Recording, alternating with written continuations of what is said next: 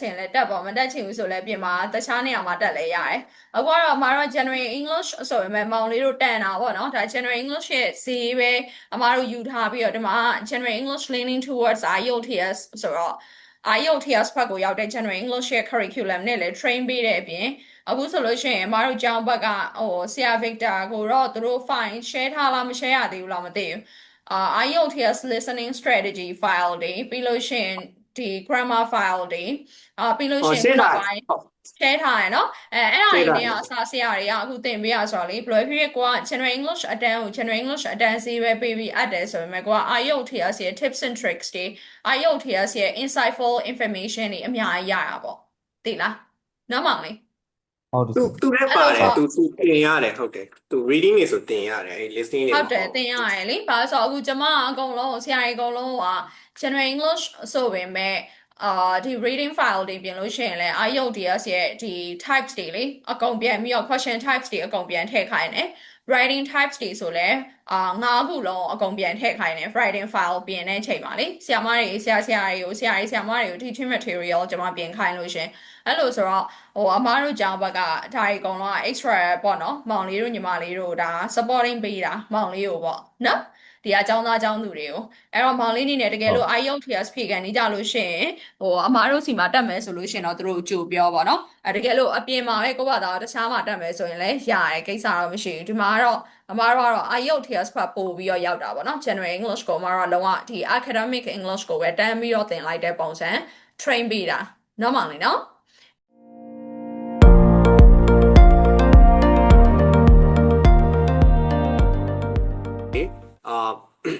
ဒီပေါ့နော် reading intensive တွေ listening and speaking ဒါမျိုးတွေပေါ့နော်ဆရာသူ့ကို intensive လုပ်ပေးတယ်intensive လုပ်ပေးပြီးတော့ဒီမှာလဲဆရာ live မှာစစ်လိုက်ရတယ်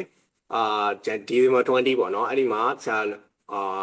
speaking စစ်လိုက်ရတယ် vocab inter ကိုတိုးပေးတယ် topic 7 8ပေါ့နော် describing appearance and personality အဲ့လိုတိုးပေးပြီးတော့ TED Talk တွေဆရာစလုပ်တယ် TED Talk တွေမှာသူ့ vocab တွေ included ပေါ့နော် homework တွေပေးတယ် homework တွေလည်းသူကထပ်တယ်ဆရာတို့အဲ့ homework ပေးတိုင်းသူ့ grammar ပေးတယ်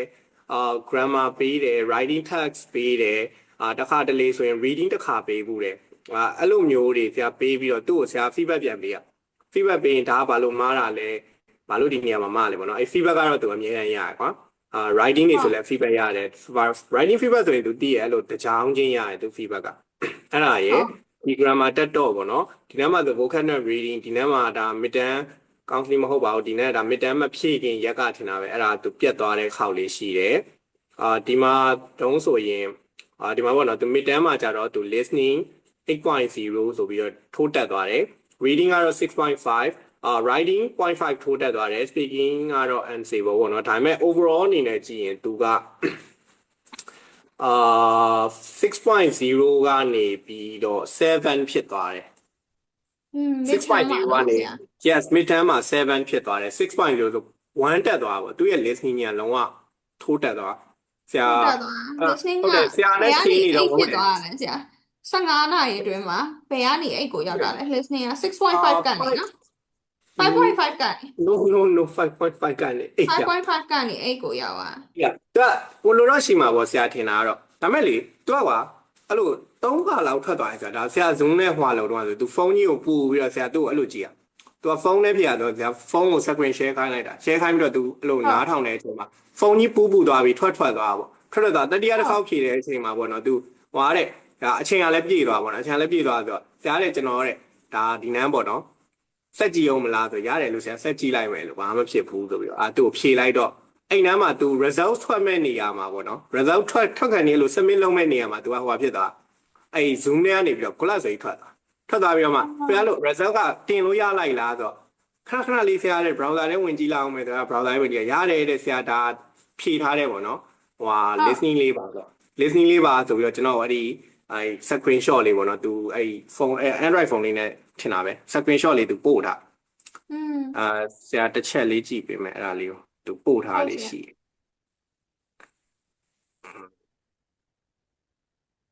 yes ဟုတ်တယ်ဒီမှာतू ကအဲ့မှာ तू က listening ဖြေရတာပေါ့နော်နှစ်ခါရှိပြီတဲ့ပြန်ထွက်သွားတော့ okay လို့နောက်ကြအခုမှအဲ့ဒါလည်းရှင်းနေတော့ share ပြပါအောင်ရှင်okay ခဏလေး ဆရာ ဟုတ် က ဆရာဖြည်းဖြည်းလို့ဆရာရ okay Telegram ပေါ့နော် ဟုတ် Telegram ဆိုတော့ခဏလေးဆရာအဆက်လေးချလာဒါလည်း device တွေနဲ့အလုပ်ဖြစ်ဒီမှာပေါ့နော်သူဒါဖြီးနေရနှစ်ခါရှိပြီတဲ့ထွက်သွားတာပေါ့နော် okay ပေါ့ okay ဆိုနောက်ကျမှဆရာအဲ့ဒါလေးကို screenshot လေးပို့ထားပေးပါအောင်လို့တစ်ချက်လောက်ဒါတောင်လို့အမြန်ပြန်ဖြည့်လို့ရလို့ရမှားတော့ရှိရဒါတော့ဟောတော့ဟောရလေသူအမြန်ဖြည့်ရင်ပို့တက်အောင်မလားပေါ့ဒါပေမဲ့ तू မပြောတော့ဘူးဒီမှာဆိုရင် तू အဲ့လိုအားကုန်နေလို့ပါဆရာကို screen share ထားလို့ तू ဒီမှာဆိုရင်အားတော့သွင်းထားရဒီမဲ့ तू ban 8ဆိုပြီးတော့ oh my god ဆရာလည်း oh my god ဖြစ်သွားအဲ့လိုတက်သွားဆရာလုံးဝ listening ရတော့ဒါပြောရင် 3.5 ကြီးထိုးတက်သွားပေါ့ဆရာလည်းမမြင်ဘူးအဲ့လိုလေ3.5 တစ်ခါမှမမြင်ဘူးထင်တာပဲဆရာဒီမှာတင်လဲတက်လျှောက်လုံး3.5 ကြီးထိုးတက်သွားအဲ့ဒီဆရာ အဲ့ဒီမှာဆိုရင်ဒီတယောက်ကဒါ listening ကိုတော်ကြီးကိုနော် distinctively တော် တက် ကြီးတက်သွားတာဟုတ်တယ် outstanding score ဟုတ်တယ်အဲ့ဟွာတော်မှဟိုစင်ကာပူမှာအလုံးလုံးနေတဲ့အမတို့တောင်မှသူ listening ကိုအဲ့လိုတစ်ခါတက်ရင်1တို့2တို့အဲ့လောက်ပဲပါ2မဟုတ်1တက်တာသူကတက် mid term မှာ1ထက်တက်တယ် end term မှာ1ထက်တက်တယ်အဲ့လိုကြီးတက်တာသူကချာ 3.5 ဆိုတာဆရာ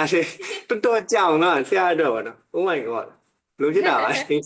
proud moment လေးတစ်ဖြတ်ပေါ့ အဲ့လိုလေးပါဆရာလည်းအဲ့လိုဖြစ်သွားပါအဲ့လို oh my god တကယ်ဖြစ်သွားပါဆရာသူ့ရဲ့အိတ်ကြီးကိုလေဒါသူအကောင့်ဝင်နေအောင်ဖြစ်သေးရဲ့ပေါ့နော်ဆရာကသူ့ရဲ့အချောင်းလေးပြန်ပြောရနေအိမ်ထဲလေး right hand လေ okay ပြောပါဟုတ်ဟုတ်အမတကယ်ကလေပထမဆုံးဆက်ဖြည့်တော့ကျွန်တော်အမားကြီးတော်ပါသွားတယ်လားအဲ့တော့ဘာဖြစ်လို့လဲဆိုlistening ကိုအရင်ဖြည့်တာလေlistening ရင်ဖြည့်တော့ကျွန်တော်လေဘယ်လိုပြောအဲ့လိုပြန်ထွက်သွားတာဗျာပြန်ထွက်သွားတော့တေချာဖြည့်မဲ့ဘယ်လိုပြောအောင်အဲ့တော့ဘယ်လို ABC လို့ဘာလို့ရွေးတဲ့အချိန်ကလေပထမအဖြည့်မှန်ရွေးထားတာဒါပေမဲ့ဒုတိယတစ်ခါပြန်စစ်ကြည့်လိုက်တော့ဘယ်လိုပြောအောင်အဲ့ဒါနဲ့ confuse ဖြစ်တာဗျာသိရမလားဒုတိယတစ်ခါထပ်ဖြည့်ရတာထပ်ဖြည့်ပြီးတော့အမားကြီးဖြည့်ပြီးတော့ဟုတ်တယ်ပြီးတော့ဖုန်းကြီးကလည်းပူးနေရတယ်ဆရာကိုရှင်းတာဟုတ်တယ်ဆရာကို screen share တာဖုန်းကြီးကလည်းပူးပြန်ထွက်အဲ့တော့လေဟိုဆရာပြောတယ်ဒီနေ့ AC ကလည်းမရှိသေးဘူးလေ note တွေပါထုတ်ထားမှမသိသေးဘူးအဲ့တော့လေဟိုငါဒါနဲ့ဖြာပြခဲ့ရပဲဆိုပြီးတော့အမားကိုဟိုဗျာအဖြေမဟုတ်တဲ့အရာဥစ္စာကြီးကိုဗျာကျွန်တော်တငါအရင်တော့ဒါဖြေခဲ့ရတဲ့ဆိုပြီးနှိပ်လိုက်တာဗျာနောက်ပြီးအဲ့တော့လေပထမဆုံးဖြေပြီးပါဆိုအမတွေကဟို3 point ထိုးတက်သွားမှာအရင်တော့ဟိုပုံကိုရှိတဲ့ပုံမှန်တော့မရှိတာဗျာဆရာသိပြီသူ့ရဲ့ပထမစစ်တောင်းကသူကအဲ့လိုအတွေ့အကြုံမရှိဘဲနဲ့ဖြေလိုက်လို့ပေါ့နော်ဟုတ်တယ်level တက်စစ်တောင်းကလည်းသူအဲ့လိုတွေထွက်တယ်ဆရာအဲ့တော့ကလည်းတည့်3ခါလားနော်ဆရာတို့ပြန်ဖြေရရင်တော့ဆိုဟုတ်တယ်မလားပထမ2ခါထွက်သွားလို့ဆိုပြီးတော့အဲ့တော့ကလည်း3ခါထင်တယ် level test မှာရှိအဲ့လိုကြီးထွက်သွားဟုတ်တယ်အဲ့တော့အဲ့လိုဖြစ်တာနေမှာအဲ့ဒါဆိုရင်ဒီ mid term မှာအဲ့ဒါဆိုရင်ဒါပေမဲ့ sub ဖြေခဲ့တဲ့သူကဟုတ်တယ်မောင်လေးကရတဲ့ထွက်လာတဲ့ဟာ5.5ဆိုတကယ်လို့ဟာဖြစ်တယ်ဆိုတော့ level test မှာအမထင်တာတော့မောင်လေးအများဆုံးက6.5လောက်ပဲထွက်မယ်ထင်ပါတယ် level test တုန်းကလေတကယ်လို့မောင်လေးကန်ကောင်းဟိုပါပေါ့မောင်လေးပြောသလိုပထမဆုံးမလို့ချော့သွားလို့မချော့ခဲ့ဘူးဆိုရင်တော့အမထင်တာတော့ level test မှာတန်းပြီးတော့8တော့ထွက်မှာမဟုတ်ဘာဆိုတော့ talk ရဲ့ practice ကအရင် score မြင့်တက်စေရလေသိလားဟုတ်တယ်နားထောင်ရတယ်အဲ့ဒါတော့မောင်လေးဆရာကို credit ပေးလိုက်ပါဘာဆိုတော့ talk ကိုတေချာ train ပေးထားလေနော်အဲ့ဒါကြောင့်အဲ့ဆိုအမားတို့စီမှာလိုမျိုးဒီပေါ့ level test ကိုအရင်တော့အတွေ့အကြုံမရှိလို့ဆိုပြီးဖြစ်ရဲဆိုလို့ရှိရင်တော့မောင်လေးကို band score 1ပေါင်းပေးလိုက်လို့ရရကောသိလားအဲ့တော့မောင်လေးလို့1ပေါင်းလိုက်တယ်ဆိုရင်တော့5.5ဆိုတော့6.5ပဲဖြစ်မှာ level test တုန်းက listening ရလေအခုက8.0ဆိုတော့ဒါဘယ်လိုဖြစ် credit တော့ပေးရမယ်ဆရာတင်ပေးတာဒါအဆင်ပြေလို့ပေါ့နော်ဟုတ်တယ်အဲ့ဒါတော့ပြောပါတယ်မဟုတ်အဲ့လို3.0ခုတက်သွားတယ်နဲ့အဲ့လိုတည်းနေချင်းဖြစ်နေရတယ်နဲ့ပြောတာပါပြောတာဟုတ်ပါတယ်အဲ့ဆိုရင်ဒီလိုမျိုး outstanding score ကိုပေါ့နော် anthem အထိထိန်းထားနိုင်ပါစေလို့အမတို့ဘက်ကဆုတောင်းပေးရနော်မောင်လေးကဒီမှာ IELTS score General English score တက်တာလားဒါမှမဟုတ် General English တက်တယ်မဲ့တက်တာလားIELTS ဆိုပြီးကျွန်တော်မတက်ဘူးတလို့ပဲဒီကကျွန်တော် General English ပဲတက်တာ General English ပဲတက်တယ်မဲ့တက်တာနော်ဟုတ်နောက်ပိုင်းမှာ IELTS ဖြေဖို့ရှိလားတကယ် real test အပြင်မှာဖြေဖို့ရှိလားဟုတ်ရှိတယ်အော်ရှိတယ် အဲ့ဒါဆိုလို့ရှိရင်ဟို IS တကယ်လို့ဖြေမယ်ဆိုလို့ရှိရင်တော့ဖြေကန်နီးကိုငယ်လို့မတို့စီမှာ IS ပြန်လာတက်ကျေးဇူးအများကြီးတင်ပါတယ်အများကြီးစူးစမ်းပေးတဲ့အတွက်လေနော်ဒါဆရာတင်တာလဲဆရာတင်တာလဲတော်လို့မောင်လေးကိုယ်တိုင်ကလည်းအသုံးကျလို့ပေါ့နော်အများကြီးစူးစမ်းထားလို့အခုလိုရလက်မျိုးရတာပေါ့နော်ကျမကအဲ့တော့နှစ်ယောက်စလုံးအကုန်ယူပါတယ်ကျေးဇူးအများကြီးတင်ပါတယ်ရှင်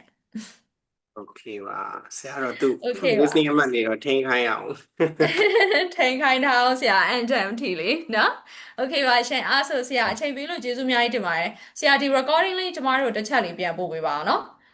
ဟုတ်အခုပို့ပေးလိုက် ဟုတ်အားဆိုကျမ leave တော့မယ်နော်ဟုတ်မောင်လေးကျေးဇူးပါနော်ဟုတ်တခုလို့ရှင် ဟုတ်ကဲ့ 439 9 3 ကိုရဲ့ Viber ကိုဆက်သွယ်လို့ရပါတယ်နော်ဟုတ်ကဲ့ရှင်ကျေးဇူးပါ ဟုတ်ကဲ့ ဟုတ်ပါ